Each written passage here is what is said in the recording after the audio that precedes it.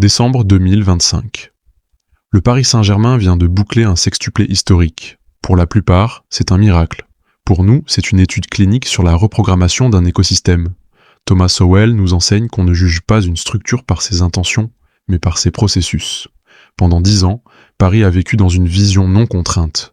La croyance que l'argent et les noms suffiraient à forcer le destin. En 2025, le club a enfin accepté la vision contrainte. Ils ont compris que la victoire n'est pas un droit. C'est un arbitrage. Ils ont cessé de demander « Qu'est-ce que nous voulons ?» pour demander « À quoi sommes-nous prêts à renoncer ?» Aujourd'hui, nous allons pratiquer l'autopsie de cette résurrection. Comment un club brisé a-t-il pu, par une chirurgie de l'âme, passer du chaos à la souveraineté absolue ? Le premier chantier a été la dissolution de la fausse religion des idoles. Le PSG de la dernière décennie était une cathédrale vide où l'on vénérait des marques individuelles au détriment de l'âme collective. En 2025, l'arbitrage a été brutal. L'efficacité avant le prestige.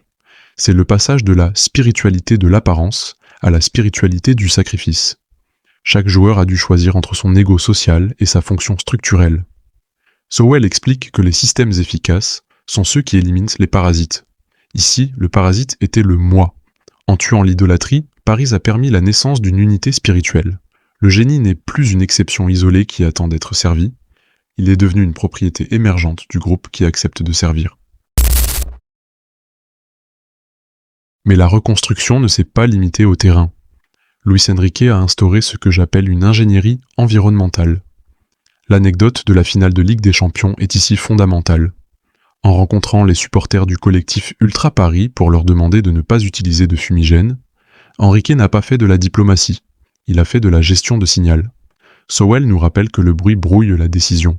Dans l'ancien PSG, l'excitation stérile des fumigènes et la ferveur incontrôlée faisaient monter la pression trop tôt. Les joueurs jouaient le match avant le coup d'envoi, épuisant leur énergie nerveuse avant même de toucher le ballon. Enrique a imposé une asymétrie de la pression. Il a protégé le cortex préfrontal de ses joueurs contre la montée de cortisol inutile.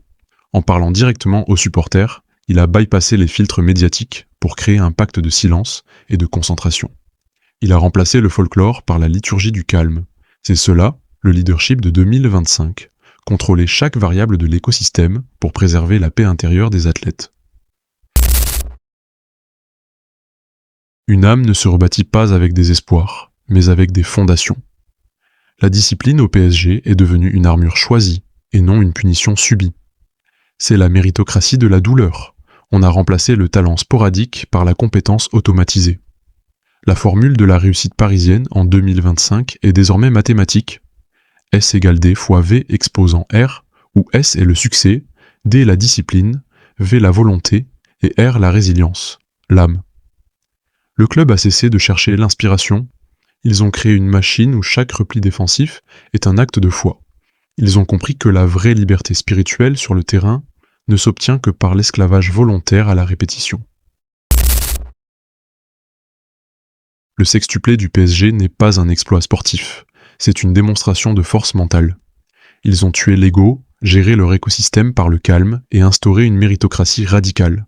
Ils ont cessé d'être des victimes de leur propre histoire pour devenir les architectes de leur souveraineté.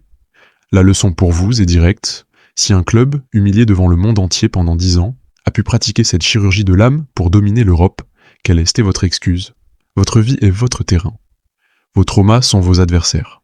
Ne soyez plus les supporters du succès des autres. Apprenez à gérer vos propres fumigènes intérieurs. Apprenez à rebâtir votre structure. Si vous voulez passer de l'analyse à l'action, mon livre « Rebâtir ton âme » est la méthode pour appliquer cette rigueur à votre propre existence. Abonnez-vous. Prenez le contrôle. C'était Mental Football.